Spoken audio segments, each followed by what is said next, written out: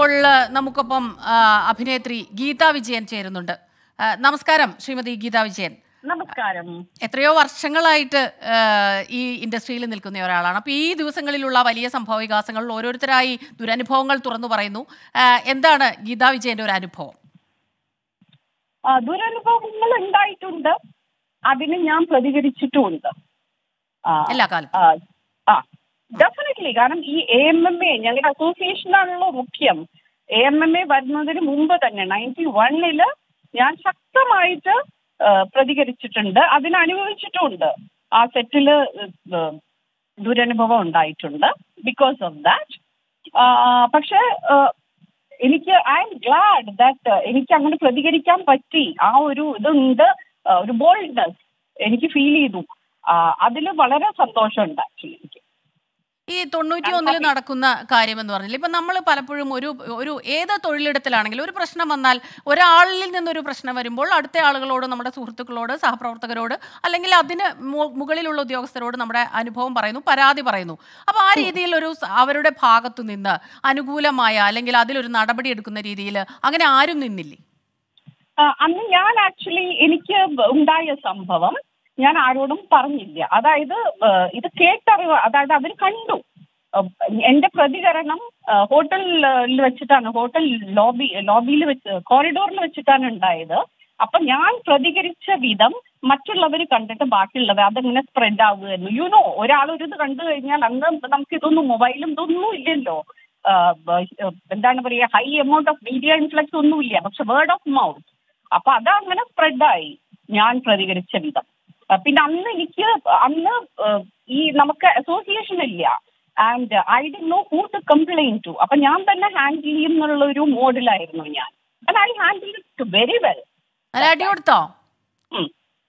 കൊടുത്തോ? അടിയല്ല, ചീത്ത വിളിച്ചു, നല്ലോണം ചീത്ത വിളിച്ചു എന്ന് പറഞ്ഞു കഴിഞ്ഞാൽ എന്റെ ചീത്തവിളി എല്ലാവരും കേട്ടു, എല്ലാവരും അറിഞ്ഞു. അതാണ്. ഇയാളുടെ പേര് പുറത്തു പറയാൻ താല്പര്യമില്ല. തുളസീദാസ്, ചിത്രം ചാഞ്ചാട്ടം. ഇതേ അനുഭവം ശ്രീദേവിക്ക് ഉണ്ടായി 2006. ഇത് 91 എനിക്ക് ഉണ്ടാവുന്നത്. ഇതേ ആളുടെ കയ്യിൽ നിന്ന്, സെയിം പെർപെട്രേറ്റർ. അപ്പൊ അയാളൊരു കാട്ടാളനല്ലേ ശരിക്കും, അയാളുടെ സ്വഭാവം ഒന്നും മാറിയിട്ടില്ലല്ലോ. പിന്നീട് നമ്മൾ ആ സിനിമയിൽ തുടരാൻ പറ്റിയോ? തുടർന്നിരുന്നോ അതോ പുറത്തു പോയോ? പക്ഷെ തുടർന്ന് അയാള് എന്നെ കണ്ട മുഖം തിരിച്ചു. ഞാനും അയാളോട് മിണ്ടാനൊന്നും പോവാറില്ല. After this I didn't want to see. നമ്മളൊരു if you see shit no, you stay away from it, you don't go and stamp it. അപ്പൊ അതുകൊണ്ട് ഐ ഇഗ്നോർ ഹിം ടോട്ടലി. അയാൾ വന്ന് ഗുഡ് മോർണിംഗ് പറഞ്ഞാൽ ഞാൻ പറയാം, അല്ലെങ്കിൽ വേണ്ട പോടാ പുല്ലേ.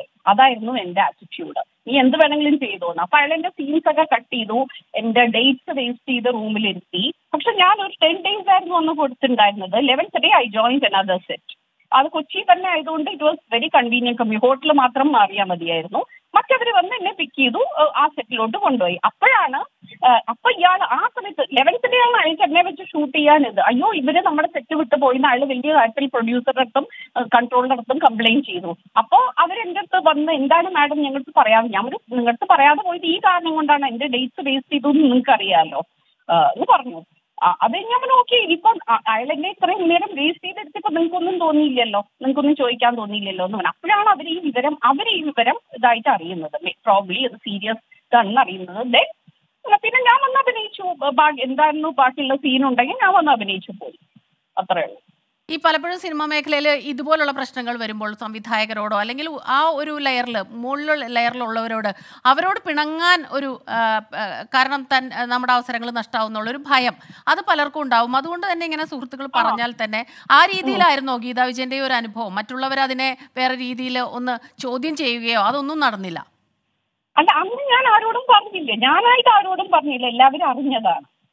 എന്റെ റിയാക്ഷൻ, സ്ട്രോങ് റിയാക്ഷൻ കൊണ്ട് എല്ലാവരും അറിഞ്ഞതാണ്. ഞാനായിട്ട് ആരോടും അന്ന് I want to handle it myself. എനിക്ക് അതിനുള്ളൊരു ആർജവം ഒന്നും ഉണ്ടായിരുന്നു, ഇന്നും ഉണ്ട്. എല്ലാവർക്കും ഉണ്ടാകണമെന്നില്ലല്ലോ അല്ലേ? ചില പെൺകുട്ടികൾ എല്ലാവരും ഒരുപോലെയല്ലല്ലോ. അതാണ് പറഞ്ഞത്, ജനറലൈസേഷൻ വേണ്ട. ഒന്നോ രണ്ടോ കാട്ടാളന്മാർ ഇവിടെ ഉണ്ട്, ഒന്നോ രണ്ടോ അല്ല, നിറയെ ഡീമൺസ് ഉണ്ട്, അതിന്റെ കൂടെ നല്ല ആൾക്കാരും ഉണ്ട്. So never generalise people. പിന്നെ എന്റെ ഫ്രണ്ട് മറ്റൊരാൾക്ക് എനിമി ആയിരിക്കാം, മറ്റൊരാളുടെ ഫ്രണ്ട് എനിക്ക് എനിമി ആയിരിക്കാം.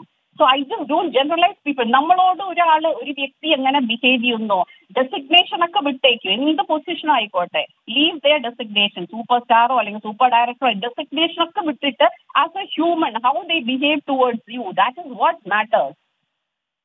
ഒരുപക്ഷെ ഈ ഹേമ കമ്മിറ്റി റിപ്പോർട്ട് വന്നതിന് ശേഷം പലരും കൂടുതൽ അവരുടെ അനുഭവങ്ങളൊക്കെ ദുരനുഭവങ്ങൾ തുറന്നു പറയുന്നുണ്ട്. അതിൽ ഏറ്റവും പ്രത്യേകം ശ്രദ്ധിക്കേണ്ട ഒരു കാര്യം ഒരാളിൽ നിന്നല്ല, പല പ്രമുഖ നടന്മാരുടെയും പേരുകൾ പറയുന്നുണ്ട്. മാഡത്തിന്റെ കാര്യത്തിൽ അതുപോലെ ഉണ്ടോ? ഇപ്പൊ ഈ ഒരു അനുഭവം അല്ലാതെ തുടർന്നങ്ങോട്ട് നിൽക്കുമ്പോഴും ഇതുപോലുള്ള അനുഭവങ്ങൾ ഉണ്ടായിട്ടുണ്ടോ? എനിക്ക് നടന്മാരിൽ നിന്നൊന്നും അങ്ങനെ അനുഭവം ഉണ്ടായിട്ടില്ല. They are very friendly to me. നടന്മാരിൽ നിന്നൊന്നുമില്ല. അല്ലാതെ ഇതാണ് ഉണ്ടായിട്ടുള്ളത്. ഞാൻ പറയും ചെയ്തല്ലോ, ഐ തിങ്ക് ഐ ഗിവൺ, ഞാൻ അതിൻ്റെ ഇതൊക്കെ കൊടുത്തിട്ടുണ്ട്. പിന്നെ ചെറിയ ചെറിയ സംഭവങ്ങൾ അതൊക്കെ ഐ ഡോണ്ട് കെയർ. കാരണം എവിടെ റിയാക്ട് ചെയ്യണോ, നോ പറയേണ്ട സ്ഥലത്ത് നോ പറഞ്ഞിട്ടുണ്ട് സ്ട്രോങ് ആയിട്ട്. അത് അവിടെ നിന്നു, ദാറ്റ് ഇസ് ഓൾ. പിന്നെ എന്നെ അങ്ങനെ ഉപദ്രവിക്കാൻ വന്നിട്ടില്ല. ഉപദ്രവിക്കാൻ വന്ന മീൻസ് പ്രോജക്ട്സ് ഒക്കെ നഷ്ടമായിട്ടുണ്ടായിരിക്കാം. അത് ദാറ്റ് ഇസ് ഓക്കെ. എന്റെ ഡെസ്റ്റിനിയിലുള്ള എനിക്ക് വരാനുള്ള പ്രോജക്ട്സ് എനിക്ക് വരും, കം വാട്ട് മേ. വരണ്ടാന്നാണെങ്കിൽ അത് വരില്ല. I strongly believe in that. I strongly believe in A power above. പിന്നെ കർമ്മ ഉണ്ട്. കർമ്മ എന്ന് പറഞ്ഞൊരു സംഭവം ഉണ്ട്. അത് എപ്പോ ചെയ്താലും കർമ്മ ഫോളോസ് എ പേഴ്സൺ. അത് ഡേയ്സ് ആയിരിക്കട്ടെ, മന്ത്സ് ആയിരിക്കട്ടെ, ഇയേഴ്സ് ആയിരിക്കട്ടെ. ഇപ്പൊ ഇയേഴ്സ് ഇതായിട്ടുള്ള കർമ്മയാണ് ഇപ്പോ നടക്കുന്നത്.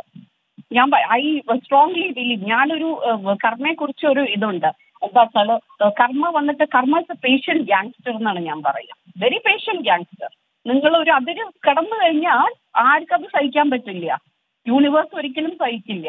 So it bites you in the back at the right moment. ആ റൈറ്റ് മൊമെന്റ് ഇപ്പൊ സ്ത്രീകൾക്ക് അവർക്ക് ഇപ്പോഴാണ് വന്നിരിക്കുന്നത്. And thanks to our government, thanks to Pinarayi sir for that. നന്ദി ശ്രീമതി ഗീത വിജയൻ. ഈ സമയത്ത് വളരെ ശക്തമായി തന്നെ ഇക്കാര്യത്തിൽ പ്രതികരിച്ചതിന് നന്ദി.